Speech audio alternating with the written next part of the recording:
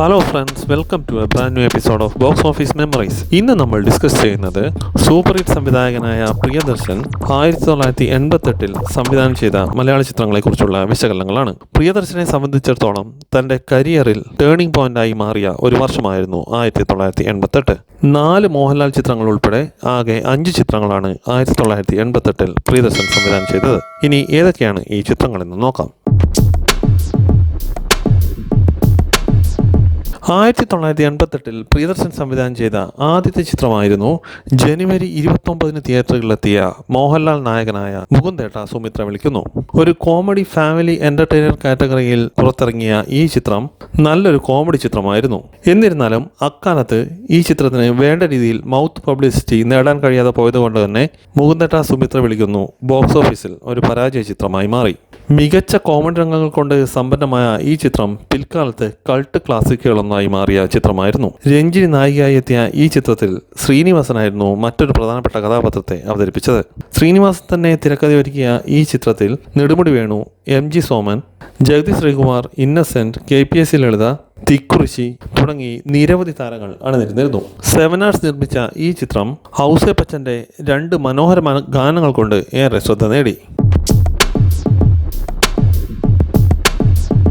1988 പ്രിയദർശൻ സംവിധാനം ചെയ്ത രണ്ടാമത്തെ ചിത്രമായിരുന്നു മാർച്ച് 4 തിയേറ്ററുകളിലെത്തിയ ഒരു മുത്തശ്ശി കഥ. കടലിന്റെ പശ്ചാത്തലത്തിലൊരുക്കിയ ഈ ചിത്രം ഒരു റൊമാൻറ്റിക് ഫാമിലി ഡ്രാമ കാറ്റഗറിയിലുള്ള ചിത്രമായിരുന്നു. വിനീത് നായകനായി എത്തിയ ഈ ചിത്രത്തിൽ തമിഴ് നടി നിരോഷ ആദ്യമായി മലയാളത്തിൽ നായികാവേഷം കൈകാര്യം ചെയ്ത ചിത്രമായിരുന്നു. ത്യാഗരാജനും വളരെ പ്രധാനപ്പെട്ട ഒരു കഥാപാത്രത്തെ അവതരിപ്പിച്ച ഒരു മുത്തശ്ശി കഥ എന്നാൽ ബോക്സ് ഓഫീസിൽ വേണ്ട രീതിയിൽ ശോഭിച്ചില്ല. അതുകൊണ്ട് തന്നെ സാമ്പത്തികമായി പരാജയപ്പെട്ട ഒരു ചിത്രമായിരുന്നു ഒരു മുത്തശ്ശി കഥ. ജഗദീഷ് തിരക്കഥയും സംഭാഷണവും ഒരുക്കിയ ഈ ചിത്രത്തിൽ ജഗതി ശ്രീകുമാർ, MG സോമൻ, തിക്കുറിശി, ലിസി, ജഗദീഷ്, മണിയൻപിള്ള രാജു തുടങ്ങി നിരവധി താരങ്ങൾ അണിനിരന്നിരുന്നു. ഔസേപ്പച്ചന്റെ സംഗീത സംവിധാനത്തിലൊരുങ്ങിയ മനോഹരമായ ഗാനങ്ങൾ അക്കാലത്ത് ഏറെ ജനപ്രീതി നേടിയെടുത്ത ഗാനങ്ങളായിരുന്നു.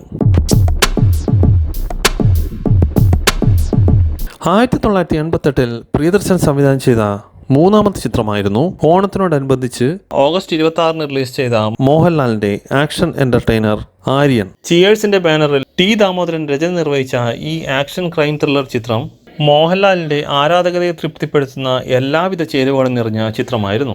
സാധാരണ ബ്രാഹ്മണ കുടുംബത്തിൽ ജനിച്ച ദേവനാരായണൻ എന്ന യുവാവ് സാഹചര്യങ്ങളുടെ സമ്മർദ്ദം മൂലം ബോംബെയിൽ എത്തിപ്പെടുന്നതും അധോലോകത്തിൽ പ്രധാനിയാവുന്നതും അതിനെ തുടർന്നുണ്ടാവുന്ന സംഭവ വികാസങ്ങളുമാണ് ആര്യൻ എന്ന ചിത്രത്തിന്റെ ഇതിവൃത്തം. മോഹൻലാലിന്റെ സ്റ്റൈലിഷ് ആക്ഷൻ രംഗങ്ങൾ കൊണ്ട് സമ്പന്നമായ ഈ ചിത്രം എല്ലാവിധ പ്രേക്ഷകരുടെയും പിന്തുണയിൽ സൂപ്പർ ഹിറ്റ് ആവുന്ന കാഴ്ചയായിരുന്നു 88 ഓണക്കാലത്ത് നമ്മൾക്ക് കാണാൻ കഴിഞ്ഞത്. ബോളിവുഡ് നടൻ ശരത് സക്സേന വില്ലൻ വേഷത്തിലെത്തിയ ഈ ചിത്രത്തിൽ രമ്യ കൃഷ്ണനായിരുന്നു നായികയായി എത്തിയത്. ശ്രീനിവാസൻ, ശോഭന, ഗോഗ കപൂർ, MG സോമൻ, ഇന്നസെന്റ്, മണിയൻപിള്ള രാജു, സുകുമാരി തുടങ്ങി വൻ താരനിരയുമായി പുറത്തിറങ്ങിയ ഈ ചിത്രം റിലീസ് സെന്ററുകളിൽ 100 ദിവസം പിന്നിട്ട മോഹൻലാൽ ചിത്രമായിരുന്നു. രഘുകുമാർ സംഗീത സംവിധാനം നിർവഹിച്ച ആര്യനിലെ പൊന്മുരളി ഊതും കാറ്റ എന്ന ഗാനം 88 തന്നെ സൂപ്പർ ഹിറ്റായ ഗാനങ്ങളിലൊന്നായിരുന്നു. 1988 പ്രിയദർശൻ സംവിധാനം ചെയ്ത അടുത്ത ചിത്രമായിരുന്നു ഡിസംബർ 8 തിയേറ്ററുകളിലെത്തിയ വെള്ളാനകളുടെ നാട്. മോഹൻലാൽ നായകനായി എത്തിയ ഈ ചിത്രം ഒരു കോമഡി ഫാമിലി ഡ്രാമ കാറ്റഗറിയിലുള്ള ചിത്രമായിരുന്നു. ശ്രീനിവാസൻ തിരക്കഥാ സംഭാഷണം ഒരുക്കിയ ഈ ചിത്രത്തിൽ ശോഭനയായിരുന്നു മോഹൻലാലിന്റെ നായിക. ഈ ചിത്രത്തിൽ MG സോമൻ, ജഗദീഷ്, കുതിരവട്ടം പപ്പു, മണിയൻപിള്ള രാജു, കരമന, സുകുമാരൻ, തിക്കുറിശി, ലിസി, ശ്രീനിവാസൻ, ഇന്നസെന്റ് തുടങ്ങി നിരവധി താരങ്ങൾ അണിനിരന്നിരുന്നു. പിൽക്കാലത്ത് കൾട്ട് ക്ലാസിക്കുകളൊന്നായി മാറിയ വെള്ളാനകളുടെ നാട് നല്ലൊരു ചിത്രമെന്ന അഭിപ്രായം നേടിയെങ്കിലും ബോക്സ് ഓഫീസിൽ കാര്യമായി കളക്ഷൻ നേടാനായില്ല. ക്രിസ്മസ് സീസണ് 3 ആഴ്ച മുന്നേ റിലീസ് ചെയ്തതും പരീക്ഷാ സീസണുമാണ് ചിത്രത്തിന്റെ ബോക്സ് ഓഫീസ് പെർഫോമൻസിനെ ബാധിച്ചത്. എന്നിരുന്നാലും വെള്ളാനകളുടെ നാട് ആവറേജ് ഹിറ്റ് സ്റ്റാറ്റസ് നേടിയെടുത്തു. സരസ്വതി ചൈതന്യയുടെ ബാനറിൽ നടൻ മണിയൻപിള്ള രാജു നിർമ്മാണം നിർവഹിച്ച ഈ ചിത്രത്തിന്റെ സംഗീത സംവിധാനം MG രാധാകൃഷ്ണനായിരുന്നു നിർവഹിച്ചിരുന്നത്. 1988 പുറത്തിറങ്ങിയ പ്രിയദർശന്റെ അവസാനത്തെ ചിത്രമായിരുന്നു ഡിസംബർ 23 തിയേറ്ററുകളിലെത്തിയ മോഹൻലാലിന്റെ എവർഗ്രീൻ ഇൻഡസ്ട്രി ഹിറ്റ് ചിത്രം. യാതൊരുവിധ കോലാഹലങ്ങളും അവകാശവാദങ്ങളും ഇല്ലാതെ തിയേറ്ററുകളിലെത്തിയ ഈ ചിത്രം അഭൂതപൂർവമായ വിജയമായി മാറുന്ന കാഴ്ചയാണ് 88-ൽ നമ്മൾക്ക് കാണാൻ കഴിഞ്ഞത്. പ്രിയദർശന്റെ ചിത്രങ്ങളിൽ സാധാരണ കാണാറുള്ള കോമഡിയും ഫാമിലി സെന്റിമെന്റ്സുമാണ് ഇതിവൃത്തമെങ്കിലും കാണികൾക്ക് ആവോളം സംതൃപ്തി നൽകുന്ന ഒരു മാജിക്കൽ ടച്ച് ഈ ചിത്രത്തിനുണ്ടായിരുന്നു.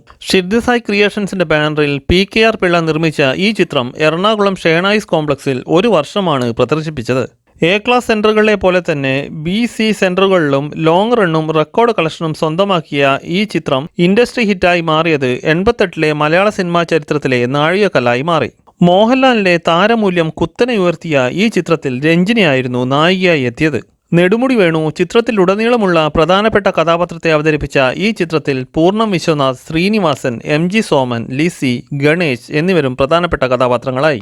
ചിത്രത്തിന്റെ വർണ്ണാഭമായ പോസ്റ്ററുകളും മികച്ച മാർക്കറ്റിംഗും വമ്പൻ വിജയത്തിന്റെ അടിവരയിടുന്ന ഘടകങ്ങളായി മാറി.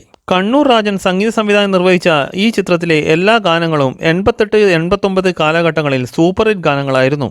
പ്രിയദർശൻ എന്ന സംവിധായകന്റെ കരിയറിലെ തന്നെ ടേണിംഗ് പോയിന്റായി മാറിയ ചിത്രം മോഹൻലാലിന്റെ കൾട്ട് ക്ലാസിക്കുകളൊന്നായി ഇന്നും അറിയപ്പെടുന്നു.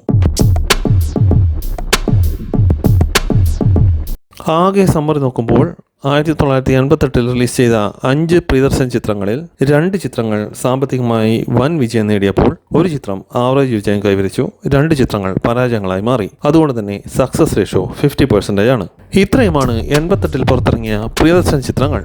ഈ വീഡിയോ നിങ്ങൾക്ക് ഇഷ്ടമായെന്ന് കരുതുന്നു. വീഡിയോ ഇഷ്ടമായവർ ചാനൽ സബ്സ്ക്രൈബ് ചെയ്യുക. നോട്ടിഫിക്കേഷന് വേണ്ടി ബെൽ ഐക്കൺ ക്ലിക്ക് ചെയ്യുക. മറ്റൊരു വിഷയമായി അടുത്ത വീഡിയോയിൽ കാണുന്നവരെ നന്ദി, നമസ്കാരം.